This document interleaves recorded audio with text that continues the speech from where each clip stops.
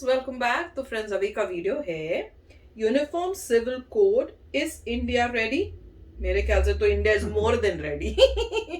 India को बल्कि बहुत जल्दी लगा देना चाहिए। तो आप बताओ, आप क्या कहते हो?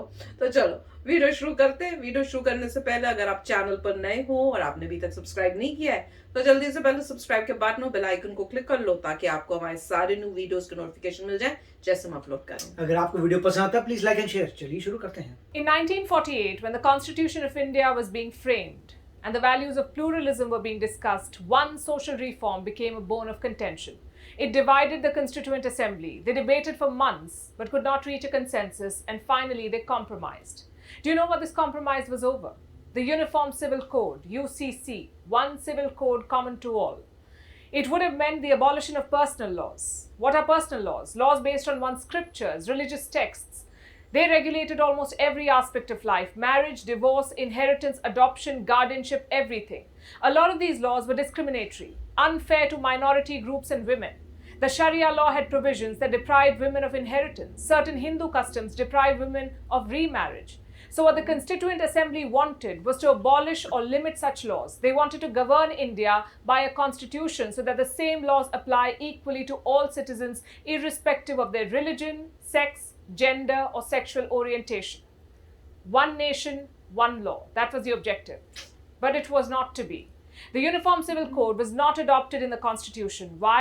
You see, India was a diverse and vast country, a conscious chaos of religions, ethnicities, customs, and social structures. To unify such a country under one law was seen as a fiendishly tough task at that time. Plus, there was immense opposition to a uniform civil code.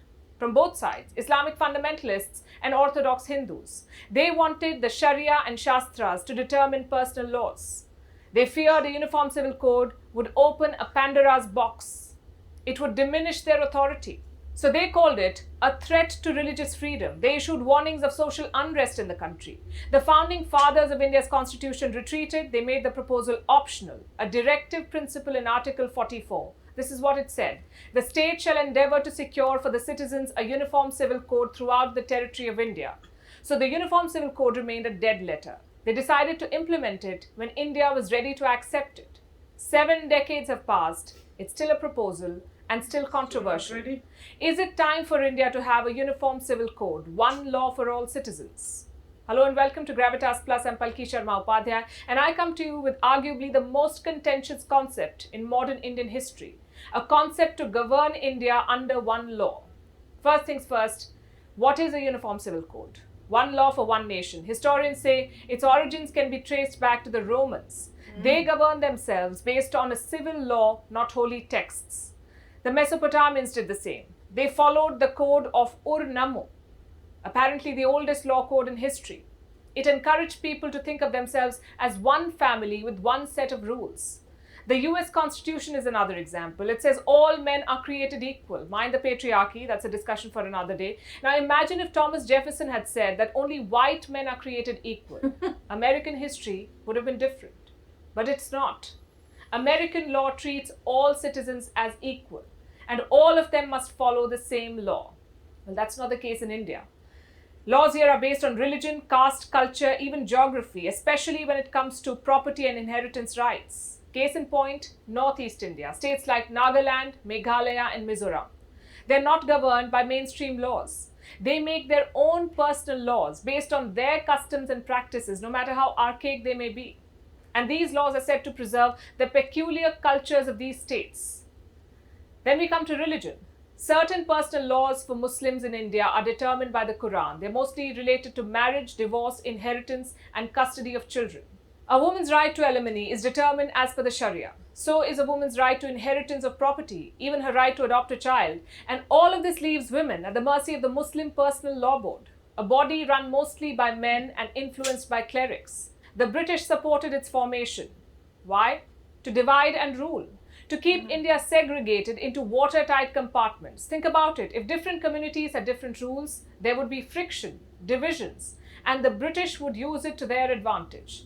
Unfortunately for India, this continued even after independence, and not for lack of trying. From Dr. B.R. Ambedkar to Jawaharlal Nehru, they all wanted to get rid of personal laws and bring a civil code. Ambedkar, in fact, was the strongest proponent of it. Here's what he said in a Constituent Assembly debate. I personally do not understand why religion should be given this vast, expansive jurisdiction so as to cover the whole of life and to prevent the legislature from encroaching upon that field. After all, what are we having this liberty for? We are having this liberty in order to reform our social system, which is so full of inequities and discriminations, which conflict with our fundamental rights. It is therefore quite impossible for anybody to conceive that the personal law shall be excluded from the jurisdiction of the state. And Nehru agreed with all of this. But he feared a civil strife. He felt Muslims who had stayed back in India after partition would feel insecure if a civil code were to be introduced immediately.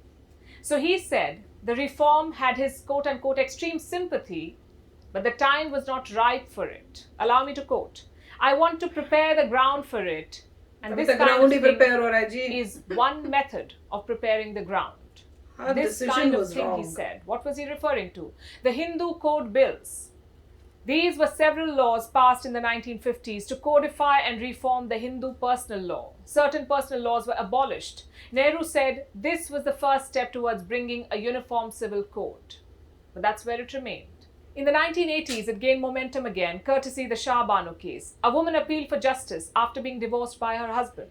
She'd been married for 40 years. Then the husband left her and refused to pay alimony. According to the Muslim law, she was entitled to only 3 months of alimony. 3 months after 40 years of marriage.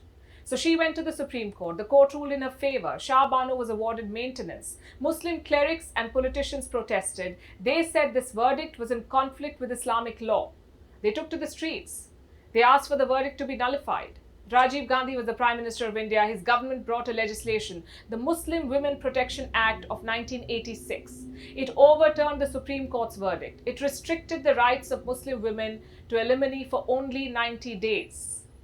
The debate over a uniform civil code became more intense. The Supreme Court of India said a common civil code will help the cause of national integration by removing desperate loyalties to laws that have conflicting ideologies. This was 3 decades back. Since then, there have been many Shah Banos, many court battles over personal law, many petitions for a uniform civil code, but no government has been able to implement it. In election after election, the Bharatiya Janata Party has promised it. In the 2019 manifesto, the BJP promised to include the best provisions of different personal laws from different religions. They've been in power for 8 years. They still say they're committed to the UCC, but they've not been able to implement it yet. Critics say this is a move against secularism, that it would target India's Muslims. Political and religious groups, even tribal communities from the Northeast, are against it. They say it's a conspiracy to impose majority Hindu views over minorities. The proponents of the Uniform Civil Code do not agree. They say it will only bring uniformity, uplift women and oppressed religious communities. They point towards the state of Goa. It's the only Indian state with a uniform civil code. You see, while the British ruled the rest of India, Goa was under Portuguese control until 1961. They introduced a civil code applicable to all. It is still in force. Then you have some Islamic countries that have reformed personal laws to check their misuse, like Turkey, Tunisia, Morocco, Egypt, Jordan. They've all codified personal laws as per their constitution. Turkey and Tunisia have abolished polygamy. Jordan and Egypt have banned triple talaq. If Muslim countries can reform personal laws, if Western democracies can follow a common civil code, why then are Indians living under laws passed before independence? The question is more legal than political. And it's not that there aren't orthodox practices in other religions. There are biases in personal laws of every faith in India. Laws pertaining to succession among Hindus are unequal. Laws pertaining to inheritance among Christians are lopsided. Even Sikhs, Jains and Parsis are governed by the same laws as Hindus, no matter how distinct their practices and cultures are. Is it time to put an end to all of this? To unite India under one law? Well, it makes all the sense. But it remains controversial because of its misuse by religious forces, its misinterpretation by politicians. The way to do it is build consensus, bring experts from all communities and faiths together, draw from the best of their traditions and practices, make them applicable for modern times, and unite them under one civil code. It's about time we did this. कमाल का video था। क्योंकि उसमें जब उन्होंने बताया राजीव गांधी की government के टाइम में कोर्ट ने जो रूल किया उसको राजीव गांधी ने हटा के अपना फिर से 90 डेज का ही खाली कर दिया कि 90 डेज तक ही मिलेगा। मैं तो उसको सुन के बहुत शॉक में गई कि मतलब सुप्रीम कोर्ट ने जब बताया बोल दिया कुछ तो उसके अगेंस्ट भी खड़े हो गए। क्यों जी? नहीं, उन्होंने उसका नाम दिया मुस्लिम प्रोटेक्शन एक्ट या समथिंग। क्यों भाई? उसमें वो कह रहे हैं जो शारिया लॉ है वो अप्लाई होगा। वाह। मेरे ख्याल से शारिया मुझे पता नहीं, मगर मुस्लिम लॉ जो भी है तो मुस्लिम लॉ जो है वो अप्लाई होगा, और वो अप्लाई करने के अकॉर्डिंग 30 डेज आता है, 90 डेज आता है शायद, 90 डेज 3 मंथ्स था, 3 मंथ्स आता है, बस उतना ही मिलेगा। पहले भी 3 मंथ्स था, उसको वापस करके फिर 3 मंथ्स ही कर दिया। हाँ, तो 3 मंथ्स था, तो इन्होंने भी कह रहे हैं उसने कोर्ट में गई, जीत गई, उसके बाद भी उसके वापस करके वापस कर दिया। वही तो, क्योंकि वो लोग कह रहे हैं कि भाई ये हमारे लॉज को तुम चेंज क्यों कर रहे हो। मेरे ख्याल से तो बहुत इंपॉर्टेंट है कि यूनिफॉर्म जो है सिविल कोड आना चाहिए, बहुत जल्दी आना मतलब यही है कि देखिए जो वीक गवर्नमेंट्स हैं वो तो उसको आगे नहीं लाएंगे, क्योंकि उनको पता है कि इससे हलचल होगी, उनकी वोटिंग में प्रॉब्लम आएगी। ठीक है, जो स्ट्रॉन्ग गवर्नमेंट है जिसको मान लीजिए 80 या 90% मान लीजिए वोट मिल जाते हैं, तब वो कुछ कर सकती है। वो 90% लोगों ने एग्री किया तो कहेगी ठीक है 90% का तो वोट मिलेगा, 10% का ना मिले। अब क्वेश्चन ये है जिस तरीके से रिलीजियस मेकअप है, मेरे ख्याल से इंडिया में शायद 70% को मिलने की चांस है मैक्सिमम। तो मेरे ख्याल से तो बीजेपी को स्ट्रेट करना चाहिए। देखो ये है मैनिफेस्टो, अगर हम अगली बार जीतते हैं तो हम डेफिनेटली इसको करेंगे और लोग बताएं क्या करना है। बिल्कुल। और वो रिस्क ले रहे हैं इसमें, मगर देश का भला हो जाएगा अगर कर देते हैं तो। और कर सकता है तो कौन कर सकता है? बीजेपी कर सकती है। अगर मैक्सिमम मेजोरिटी आती है तो कहेंगे हम कर रहे हैं इसको, क्योंकि इससे पूरे देश का भला होता है। हर बंदे पे एक ही अप्लाई होगा लॉ, ये नहीं है क्योंकि तुम्हारा रिलीजन अलग है तुम पे वो अप्लाई नहीं होता, तुम कुछ और कर रहे हो। वो तो मेरे ख्याल बहुत ही गलत। जैसे पॉलीगेमी है जिसमें आप मल्टीपल शादियां कर सकते हैं, वो मेरे ख्याल से इस्लाम में अलाउड है, मेरे ख्याल से इंडिया में भी अलाउड है शायद, मगर ऑफ कोर्स हिंदुइज्म में अलाउड नहीं है। तो इसके बदले आप एक ही कर दीजिए कि पूरा अलाउड नहीं है, होता है, उससे सभी का फायदा हो जाएगा। अब यही है कि डिबेट यूएसए कर सकता है तो इंडिया क्यों नहीं कर सकता?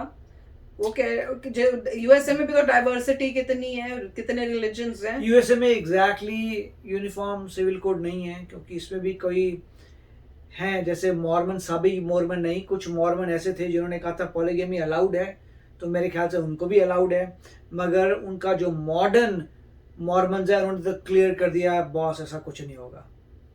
तो उसमें भी कई हैं ऐसे ट्राइब आप कह सकते हैं या सेक्ट कह सकते हैं जहाँ पे उनके अपने थोड़े लॉ डिफरेंट हैं। और मुस्लिम्स जो है यहाँ के, उनके लिए क्या लॉज डिफरेंट है? मुझे पता नहीं है मुस्लिम का, मगर मोस्टली मुझे लगता है कि कुछ सेक्ट्स को अलाउ किया हुआ है यहाँ पे, इस सेक्टर को, मतलब ग्रुप्स को।